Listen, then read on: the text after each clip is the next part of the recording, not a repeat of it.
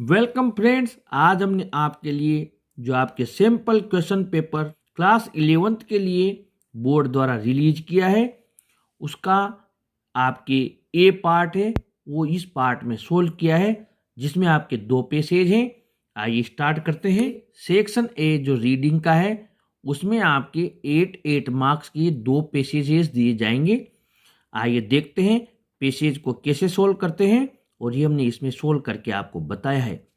पहला क्वेश्चन दिया है यहाँ पर, what is the other name of Dussehra. दशहरे का दूसरा नाम क्या है? इसका आंसर है this festival is also known as Vijayadashami, यानी दशहरे का दूसरा नाम क्या है? विजयादशमी। ये हमें यहाँ मिल गया। Question number 2, what does Dussehra signify, और इसका आंसर हमें मिल गया it is an auspicious day signifying the victory of good over evil. ये यहां से लेकर यहां तक।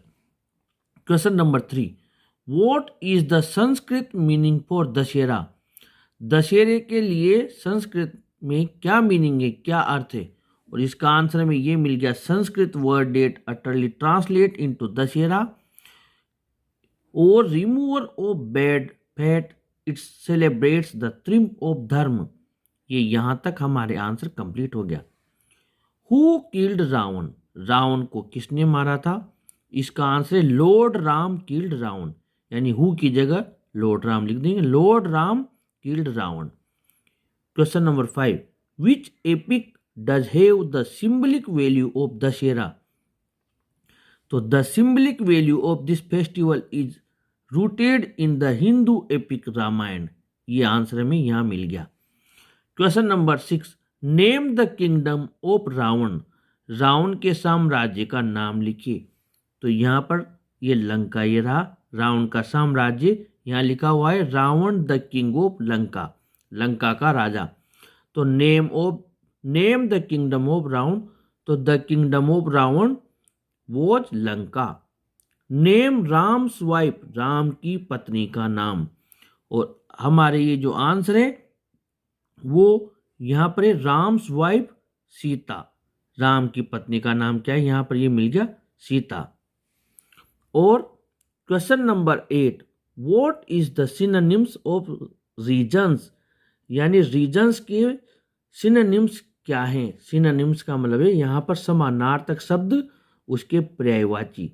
तो रीजन का मतलब कारण होता है, और कारण को प्रदर्शित करने वाले जो हमारे इसमें शब्द आए हैं, एक तो है लंका के बाद ही यहाँ पर एज, यानी कि क्योंकि वह सीता को एबडक्टेड यानी कि हरण करके ले गया था, क्योंकि यहाँ पर एज कारण है कि राम ने रावण को मारा था, उसकी वजह, ये जो मीनिंग पूछ रहा है रीजन यानी कारण, तो कारण यहाँ पर एज शब्द है, ये कारण शो कर रहा है।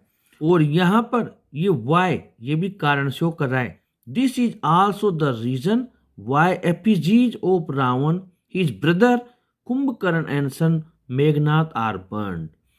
इसी वजह से रावण, उसके भाई कुंभकर्ण और उसके पुत्र मेघनाथ के पुतले जलाए जाते हैं।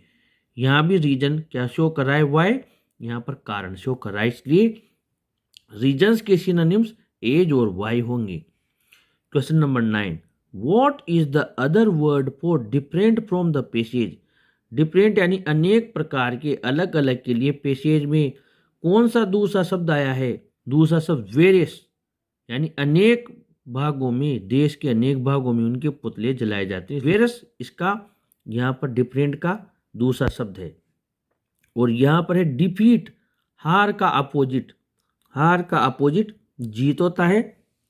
और यहाँ पर जीत के लिए एक तो विक्ट्री भी आया है और यहाँ पर ट्रिम्प भी आया है, यानी 2 मीनिंग इस पैसेज में जीत के लिए आए हैं। आगे बढ़ते हैं अपन पैसेज नंबर 2 में। पैसेज 2 का पहला क्वेश्चन है, for how many days the girls was shut up in the room. यहाँ गर्ल्स की जगह गर्ल पढ़ा जाएगा क्योंकि ये सिंगुलर नंबर में है। पैसेज में कितने दिनों तक लड़की को कमरे में बंद रखा गया था? और इसका आंसर हमें यहाँ मिल गया, the girl was shut up in room alone for a whole day. एक दिन के लिए, यहाँ गर्ल से हम लिख देंगे और आंसर में द लगा देंगे। Question number 2, what the girl didn't want to do. लड़की क्या नहीं करना चाहती थी। She didn't like doing some conducting experiments. ये यहाँ से लेकर यहाँ तक सेकंड का आंसर कंप्लीट हो गया। Third, who cared for Sarojini's education. Sarojini की शिक्षा के लिए कौन परवाह करता था, कौन देखभाल करता था। तो सरोजनी की शिक्षा के लिए उसके पिताजी। यहाँ पर केरायर हर फादर्स ओन केयर में मिल रहा है, यानी उसके पिता उसकी परवाह करते थे। तो यहाँ हु कोट आकर हम लिख देंगे her father cared for Sarojini's education. Question number 4, what was Sarojini's father's wish about her career. Sarojini के पिता की क्या इच्छा थी उनके कैरियर को लेकर। इसका जो आंसर है, उन्होंने क्या विश की थी। Her father wanted her to become a great mathematician और साइंटिस्ट। वो चाहते थे कि वो कोई गणितज्ञ बने या वैज्ञानिक बने, ऐसी उनकी इच्छा थी। ये इसका आंसर कंप्लीट हो गया फोर्थ का। What was Sarojini's love to dream. Sarojini क्या सपना देखना पसंद करती थी। पांचवे का आंसर ये रहा, she love to dream and write poems. यहां तक सेम आंसर हमारा मिल गया है। Question number 6, 8, what age Sarojini wrote her first poem. तब उनकी उम्र क्या थी जब उन्होंने अपनी पहली कविता लिखी थी। इसका आंसर हमें मिल गया, she wrote her first poem when she was hardly 11। Question number 7, who impressed Sarojini in London. इसका आंसर हमें मिल जाएगा, he was very impressed. Impress वाला मिल गया, लेकिन ये ही किसके लिए आया है, सर एडमंड गोस के लिए। तो इसका आंसर ये ही है।